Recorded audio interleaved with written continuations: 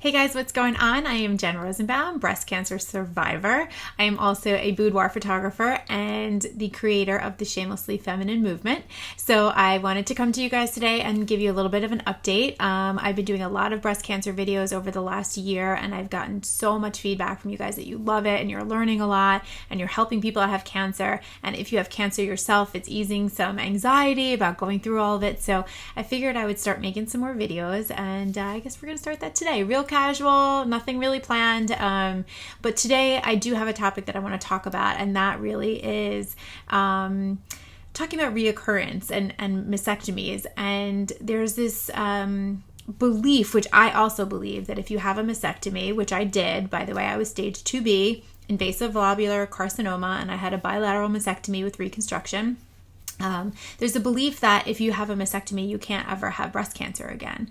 And sadly, today I want to tell you that that is actually false. And it is something that I believed, and I kind of felt like, well, before, when I was diagnosed, but before I knew what I was having surgery-wise, I kind of just said, well, I never want to deal with this again, so I'm just going to, cut off my chest and cut off my boobs, and I'll never have to deal with this again.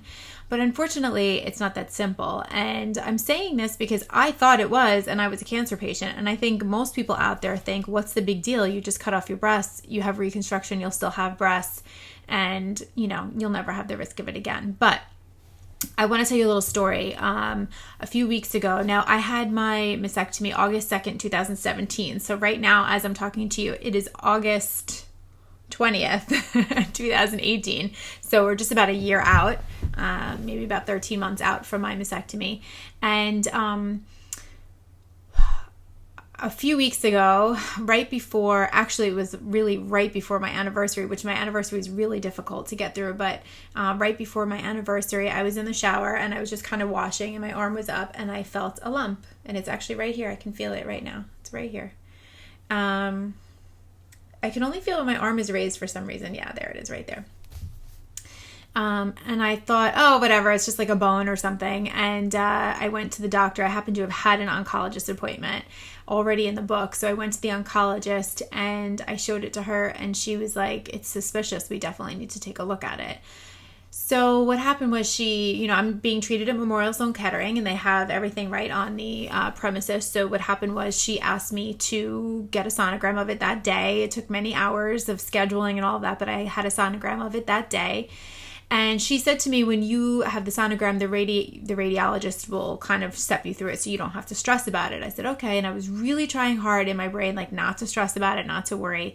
And so I went in and she started doing the sonogram, and it's just so interesting. Like, this is where, like, the PTSD really comes into play. Like, everything started coming back to me about, the last time I had a mammogram and a sonogram was when I was diagnosed with breast cancer. So the feelings just started coming back, and it was just so coincidental, I guess, that it was just during the 1 week anniversary of my mastectomy and everything that was happening. And so the emotions were raw and high to begin with. And so I'm having the sonogram, and she's not saying a word. And I was like, this is not what the doctor told me. Like, why is she being so quiet? I don't understand. And I kept kind of saying, everything okay? And she's like, yeah, I'm just trying to get a good picture of it. And she just kept doing it over and over and over again. And then she said to me, I'll be right back. I need to go get the doctor. And to me, that didn't sound good. Like, to me, I was like, oh my God, I have breast cancer again. Like, I'm just a year out of this. How is this even possible that I could have breast cancer? And I'm getting emotional even as we talk about it, because the 7 minutes between when she left to go get the doctor and when the doctor came were probably the longest 7 minutes of my life. And I say that going through everything I went through this year, chemotherapy and surgeries and all of that, it was the longest 7 minutes of my life. And why was it the longest 7 minutes of my life? Because my mind immediately went into action mode. I immediately said, okay, if I have breast cancer, this is what I'm going to do, and this is how I'm going to handle it, and this is who I'm going to tell, and this is when it's going to happen, and this, I started already making the plans, and I started thinking about, okay, what are all the things I need to do in my life? Am I prepared? Have I prepared my children? Have I prepared my family? Have I done everything I want to do? Like, you start going down this rabbit hole of just emotions of, just making sure you don't have regret and that everything that you do is intentional. And I was really scared, really, really, really scared. And the doctor came in and said to me, "Oh, it just seems like a cyst," which is very common after surgery. After mastectomies, you get these oil-filled cysts. It's just a cyst. We want you to come back in 3 months just to be sure, but it's probably nothing. I really don't want you to worry about it. And I just went like, I'm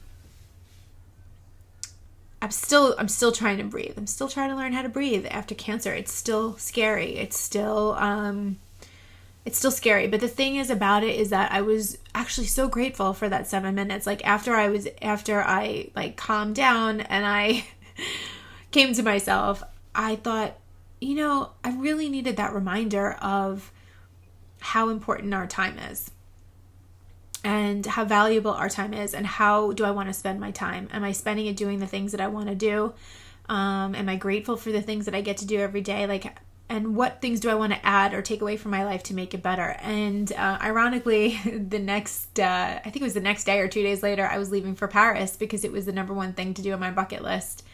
And I decided for my 1-year anniversary for my mastectomy that I wanted to make a new memory. So on August 2nd this year, I went to Paris. Instead of rolling into the emergency room, or not the emergency room, but the operating room, I rolled into Paris, and I had an amazing weekend. And it felt very powerful for me to say, I want to do something, and then just go do it.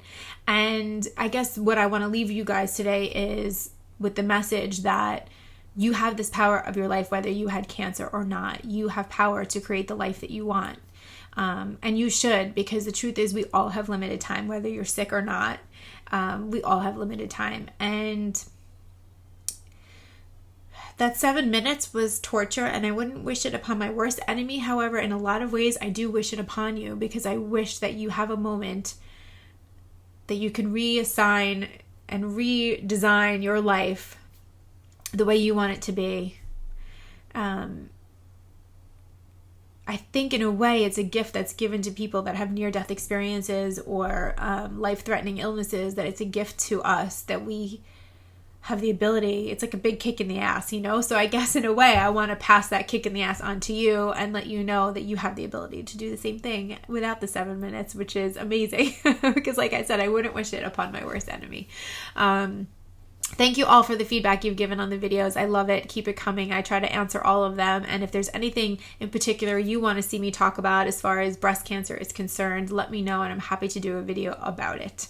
I hope you guys have a great day. And by the way, check out my new podcast. It's at shamelesslyfeminine.com or on iTunes, Spotify, or Stitcher. It's called the Shamelessly Feminine Podcast. I will see you there.